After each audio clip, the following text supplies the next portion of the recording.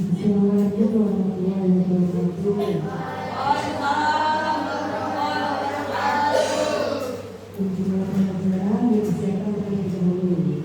Alif, silakan.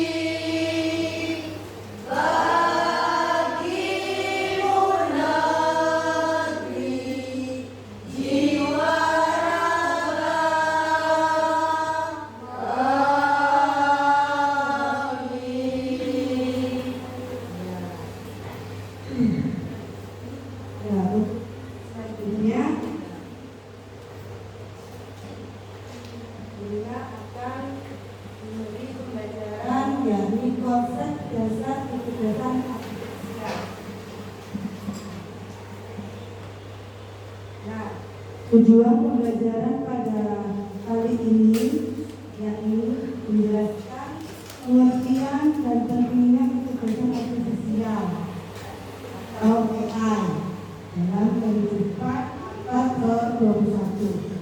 Kedua, mengidentifikasi contoh penerapan AI atau KA dalam kehidupan sehari-hari. Yang ketiga, memahami etika dan bertanggung jawab dalam menggunakan teknologi KA atau AI di lingkungan sekolah. Kemarin kalian sudah memberikan pelajaran coding ya anak-anak ya? Sudah kan? Masih ingat? Ya, sudah. Definisi kecerdasan artifisial apa sih?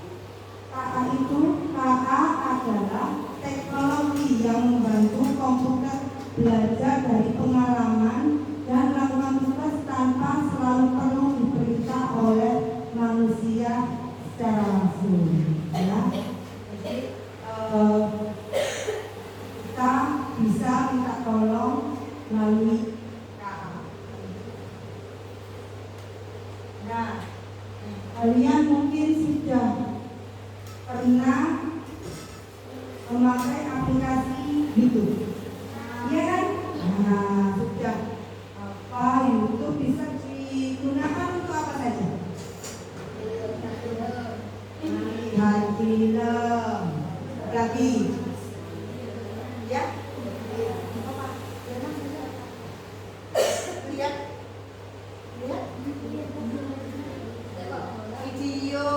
Video banyak ya, video tentang lagu, video tentang drama, ya, apalagi banyak ya, video pembelajaran, ya, banyak sekali kita lihat di YouTube. Nah, KA itu belajar dari data, kalau sebenarnya KA tidak seperti mesin biasa yang hanya bisa melakukan satu tugas tetap, ya, karena KA bisa belajar dari data yang diberikan kepadanya. Jadi kalau kamu biasanya melihatnya video musik misalnya, musik tentang misalnya musik anak-anak atau musik lagu-lagu sekarang, nah, lagu-lagu yang viral misalnya, itu akan keluar referensi. Misalnya contoh kamu ini ya, misalnya kayak Bunda suka Sheila Seven misalnya, nah itu nanti akan muncul referensi judul-judul dari grup band Sheila Seven. Nah ini apa ini? Simbol apa ini? Google Maps atau GPS itu ya. Nah ini pernah menggunakan Google Maps? Nah kalau kamu menggunakan Google Maps ini, dalam memasukkan alamatnya juga harus tepat, ya, jangan sampai kurang. Kalau alamatnya kurang, jadi misal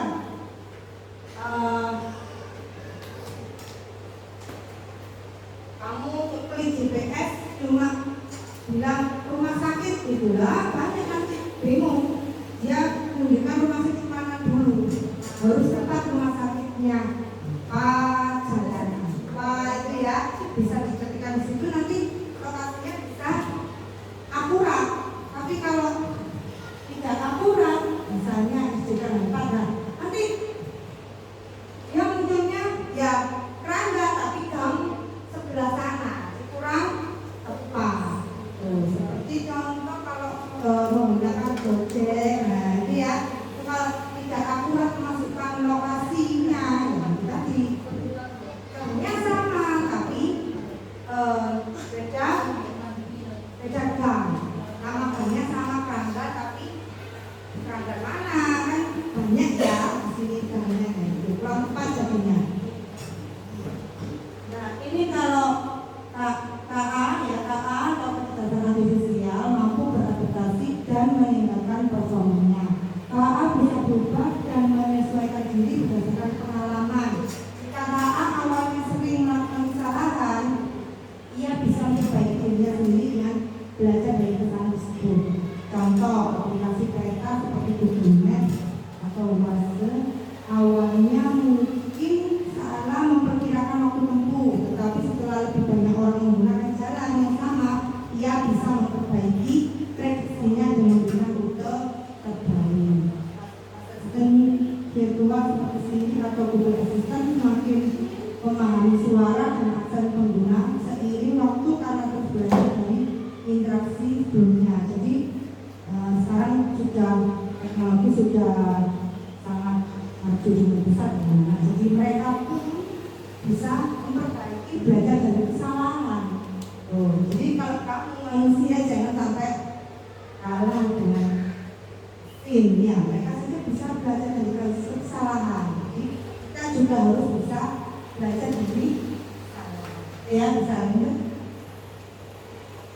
Ini sudah familiar ya kalian ya.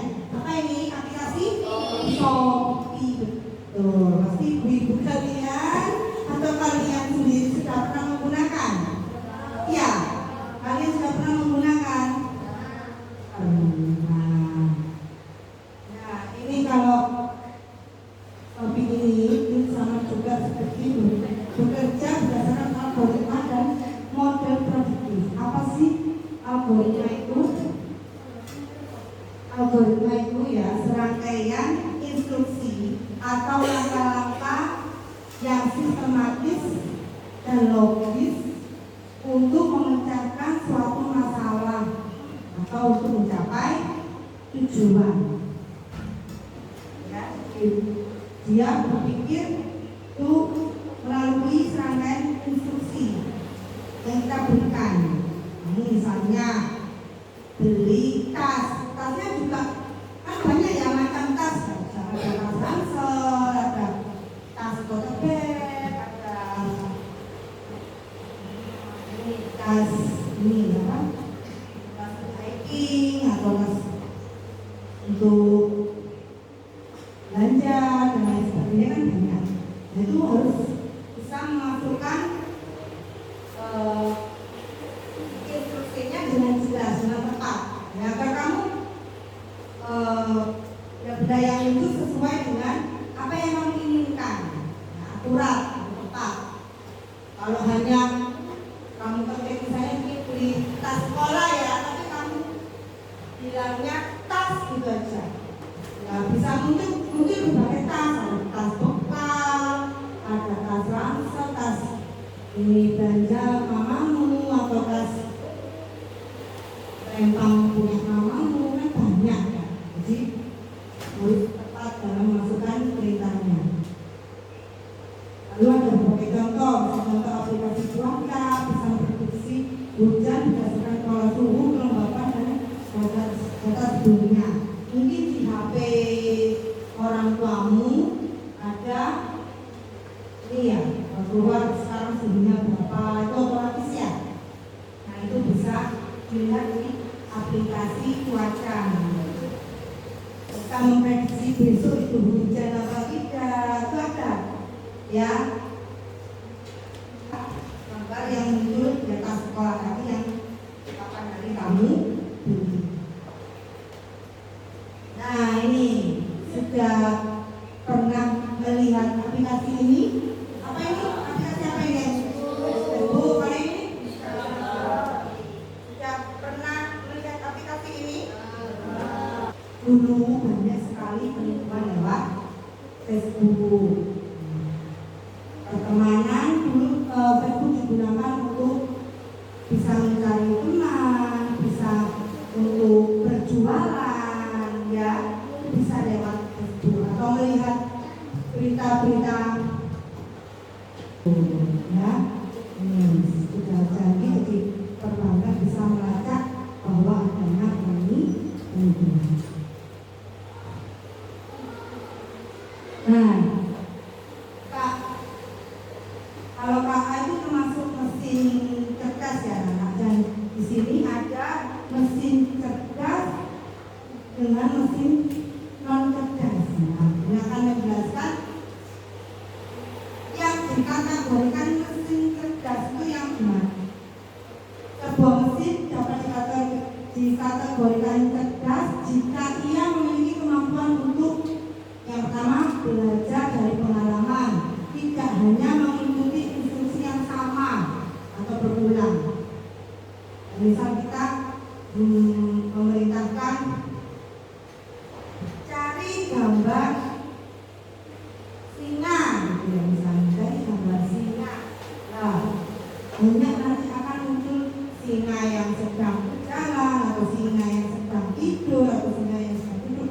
Tuh kamu klik gambar singa yang sedang berjalan, nanti otomatis dia akan tadi keluar gambar-gambar yang kita cari dan gambar-gambar dari orang banyak yang dicari. Lalu yang kedua, menyesuaikan diri dengan perubahan tanpa perlu diprogram ulang. Kita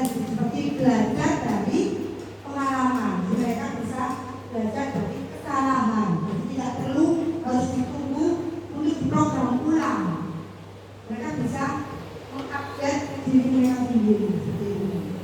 Lalu yang ketiga, membuat keputusan sendiri berdasarkan data yang dikumpulkan. Jadi kadang ada ini ya, kayak macet di mana itu bisa terdeteksi yang sudah diprogram. Contoh misalnya mesin cuci ini, sama-sama mesin cuci, tapi yang satu ini mesin non cerdas, yang ini mesin cerdas. Perbedaannya apa? Yaitu tadi kalau mesin cerdas bisa belajar dari pengalaman dan memperbaiki kinerjanya. Kalau mesin non cerdas ini hanya bekerja sesuai instruksi. Misalnya kan ada tombol delay ya, delay diputar, itu dia baru putar.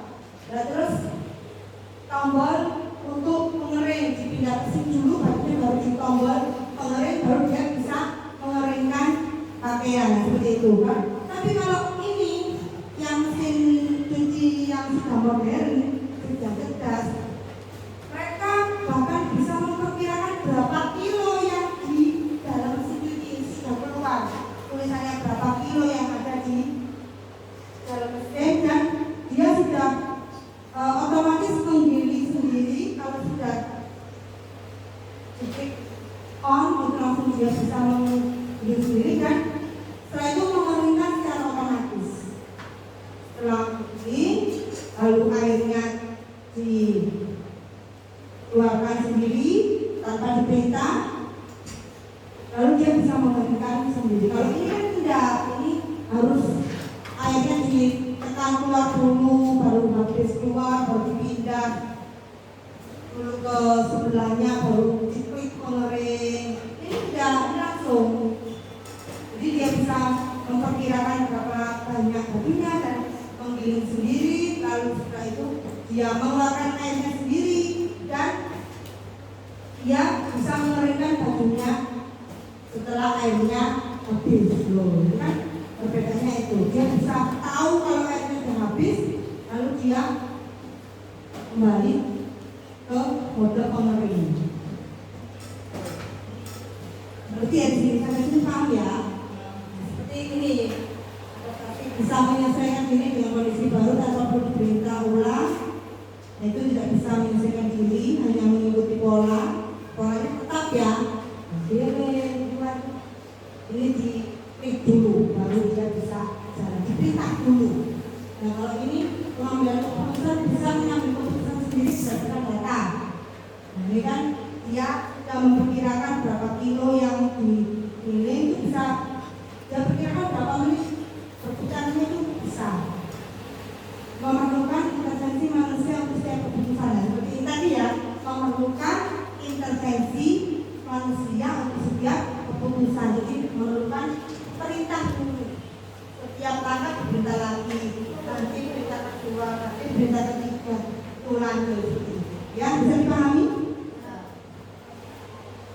Nah, ini juga salah satu contoh dari mesin cerdas dengan teknologi KA, kecerdasan artifisial atau AI. Ini Google Assistant. Pernah menggunakan Google Assistant?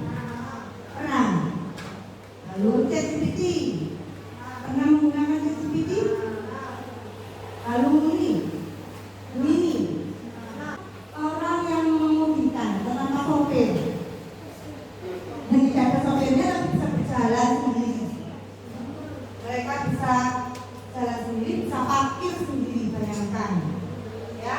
Ini mobil otonom yang bisa berjalan sendiri dengan menggunakan sensor dan kamera untuk mendeteksi lalu lintas dan rambu-rambu. Contohnya mobil Tesla yang bisa mendeteksi kendaraan lain, menyesuaikan kecepatan dan bahkan parkir sendiri. Yuk, bisa konsentrasi lagi, kita tepuk konsentrasi bersama-sama. Tepuk konsentrasi.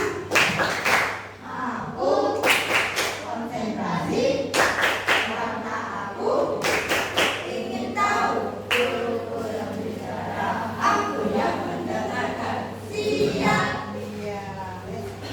Sudah, tes lagi ya kan? Nah, cara kerja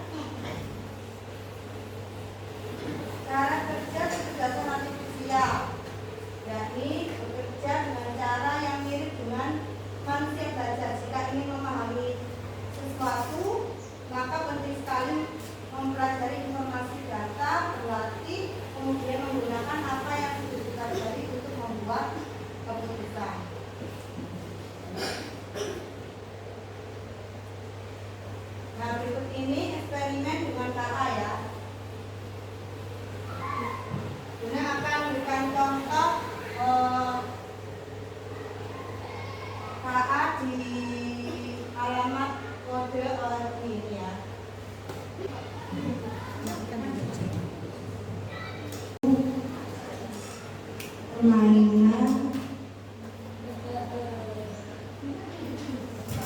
dari KA ya. Nanti kita akan memilih perintahnya. Pertanyaannya apa? Apakah ini ikan? Nah, ini tentunya ikan apa tidak? Tidak. Jadi kalau tidak nanti kita akan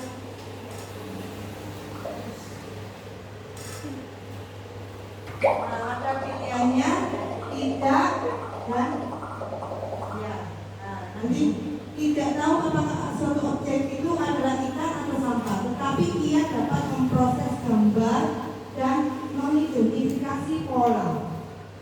Ya, kita yang harus memasukkan data yang benar. Kalau datanya benar, nanti akhirnya dia bisa. Ini seolah-olah robot yang masuk ke dasar laut dan memilah-milah mana yang ikan, mana yang bukan. Kalau data kita benar, nanti akan keluar hasilnya, outputnya itu akan tepat. Ya, kalau kita memasukkan salah, nanti juga pasti hasilnya juga pasti akan salah. Yuk lanjut, bisa tekan tidak ikan gitu ya.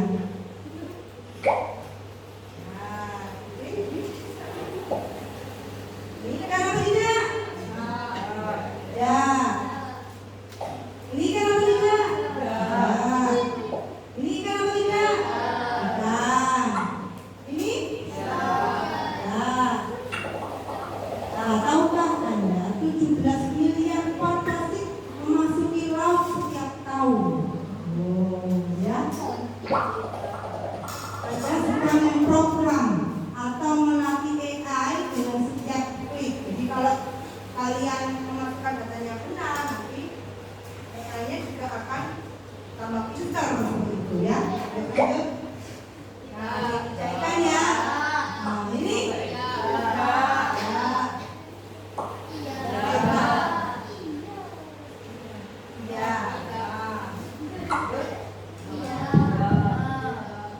Ikan ya? Yang keras? Ikan.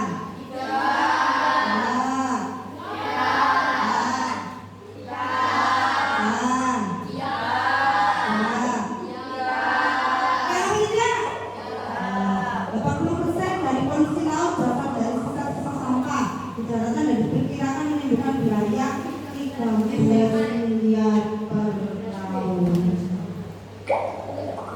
AI belajar dari pilihan-pilihan Anda. Jika Anda membuat pilihan yang salah, AI akan mengulangi kesalahan Anda. Teruslah berlatih. Lanjut. Ini.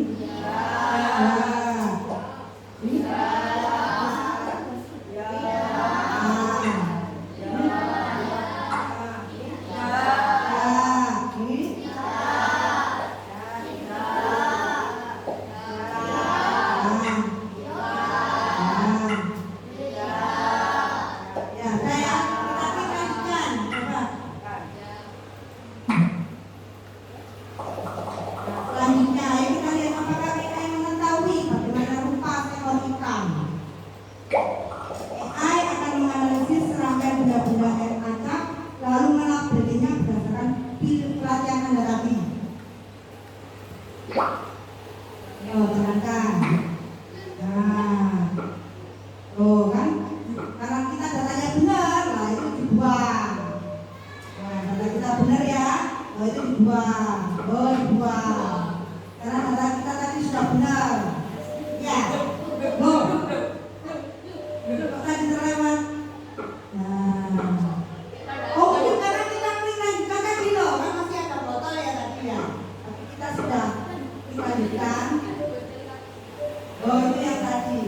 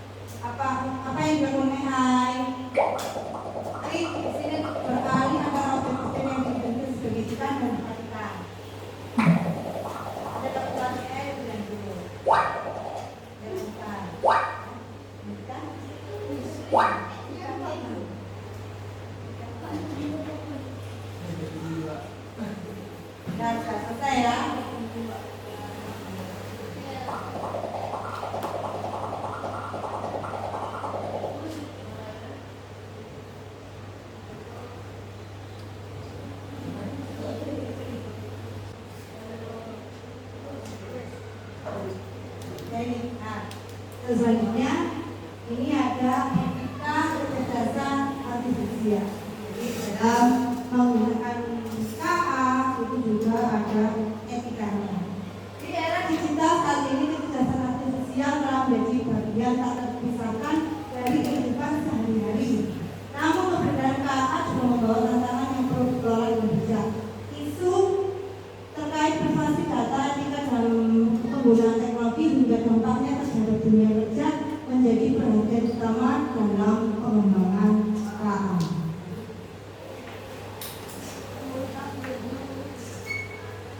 Nah, yuk kita simak video berikut ini.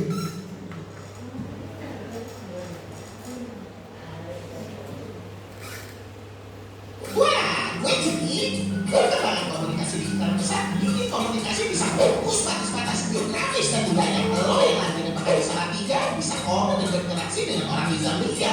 Lo yang sedang jaga toko di Palembang bisa menikmati konten dari kreator di Bolivia.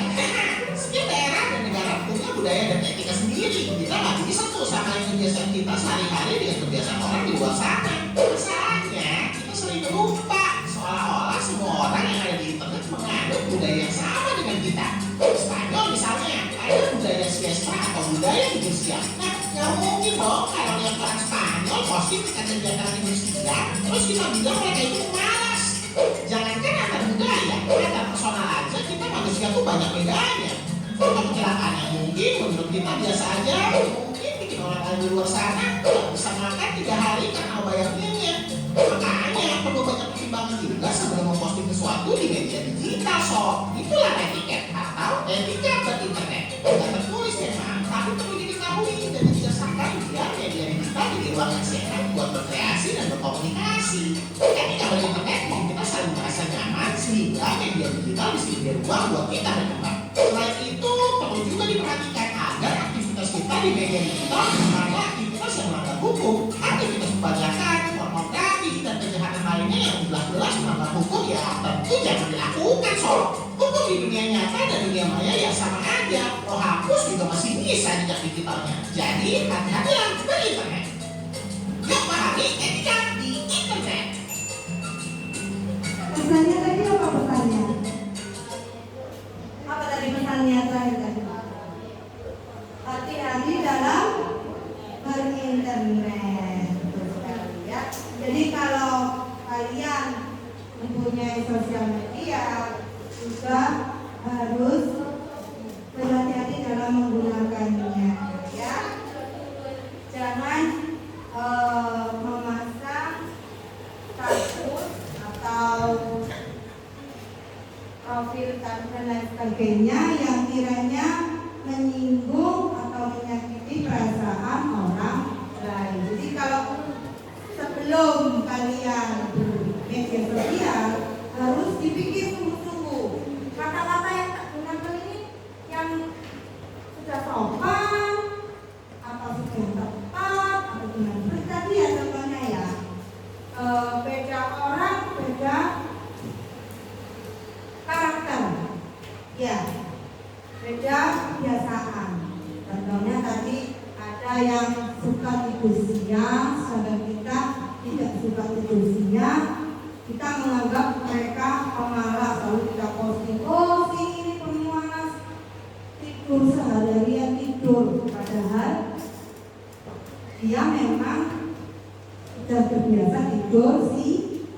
Nah, seperti tadi ada kecelakaan, terus fotonya itu memperlihatkan yang bagi orang lain seram, bagi kita biasa saja kita posting lalu diberikan kata-kata yang kurang sopan juga, dan itu bisa melukai perasaan orang lain yang terkena musibah tadi ya, keluarganya misalnya, keluarganya yang tadi dia kecelakaan kok tambah diberi postingan kata-kata yang kurang sopan, kata-kata yang menghina dan lain sebagainya itu ya. Jadi ada etika dalam penggunaan media sosial. Kita harus bertanggung jawab dengan apa yang sudah kita keluarkan di media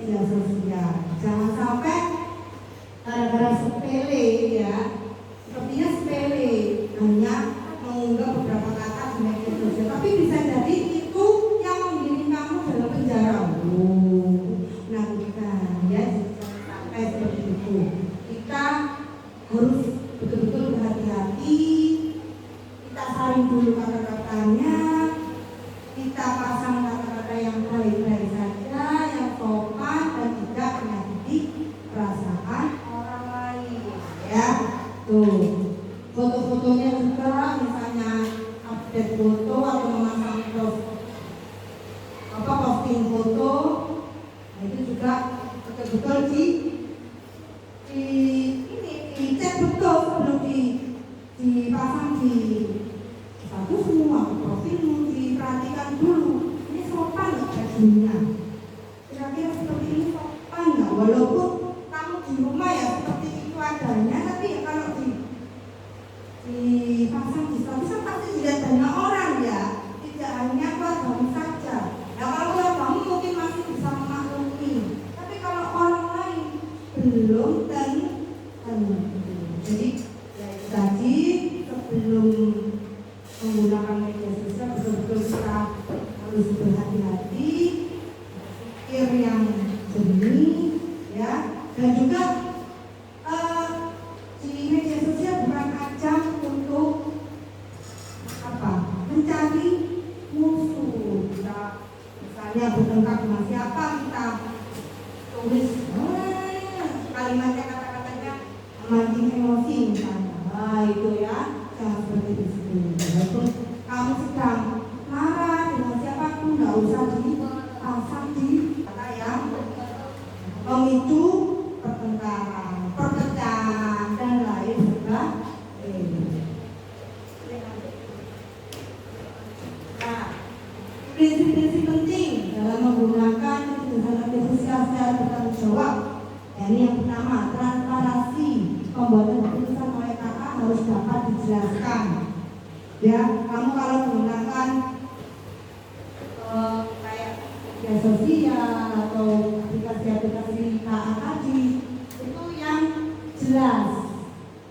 Jangan kata-katanya itu ketika tidak jelas, akhirnya bisa seperti memancing emosi dan lain sebagainya. Ya. Yang kedua, akuntabilitas, pihak yang bertanggung jawab atas kesalahan KA. Jadi yang menggunakan KA kamu, berarti nanti yang bertanggung jawab yang kamu. Ya, karena itu bijaklah dalam menggunakan media sosial. Yang adil dan non-diskriminatif, menghindari bias dalam perbuatan KA. Ya. Yang keempat, privasi, menggunakan KA tanpa melanggar hak pengguna. Jadi itu tadi, hakmu dalam bermedia sosial juga harus kamu dapatkan, tapi juga harus mendapatkan perlindungan juga, seperti misalnya foto-foto pribadimu yang kiranya hanya bisa dilihat oleh keluargamu, ya sudah, tidak usah disebar di medsos, ya, itu bisa melindungi privasimu, pribadimu, ya, karena itu sangat penting. Kenapa? Ya sekarang AI juga sudah maju, wajah orang lain bisa diganti ke wajah kita. Iya atau tidak? Ini namanya itu hati-hati dalam menyebarkan atau memposting foto anak-anak. Nah itu.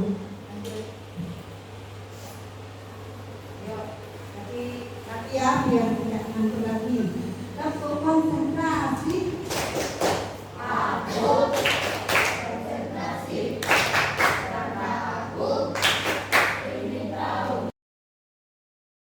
Nah, bila mereka lagi ya sumbernya, jadi kecerdasan buatan, ya, AI telah mengangkat kuat dalam kehidupan modern, menawarkan berbagai manfaat sekaligus tantangan. Masa depan memiliki potensi besar dalam meningkatkan industri, penelitian, dan kenyamanan sehari-hari. Ya, kalian sudah bisa belanja tanpa datang ke tokonya. Nyaman apa tidak seperti itu? Nyaman. barangnya, nggak perlu berpanas-panas ke tokonya, jauh-jauh ke tokonya, barangnya sudah nyampe, sangat nyaman sekali ya. Nah, itu sangat nyaman dan membantu kita. Lalu seiring AI terus berkembang, pertimbangan etika dan implementasi yang bertanggung jawab akan menjadi krusial dalam membentuk masa depan yang lebih baik bagi umat manusia. Walaupun sudah canggih, ya, tapi ya itu kita tetap berhati-hati dalam menggunakan AA. Ya, berhati-hati dalam memposting kata-kata, kalimat, ya, harus betul-betul yang baik, yang sopan dan tepat, ya, sesuai dengan situasi dan kondisi, tidak ada unsur sara dan lain sebagainya. Lalu kalau posting foto juga harus dicek lagi apakah foto ini sudah tidak mengandung unsur-unsur yang negatif. Nah, untuk penugasan ini ada dua, yang penugasan kelompok dan individu.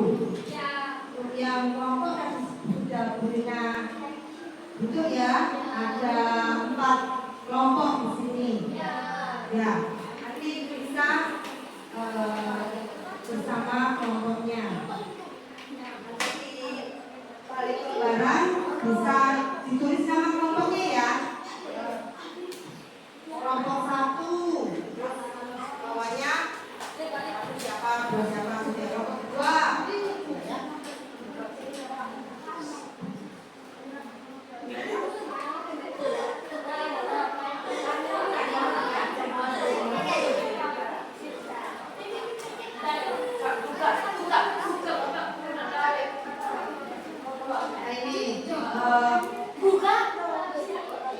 Ya, jadi sesuai dengan tadi pembelajaran tadi, ketika sangat krusial, kalian juga harus berpikir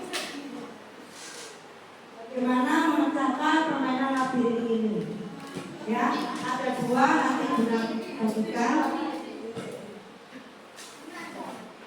Nanti pindah tempat duduk aja ya, nggak bisa geser-geser bangku.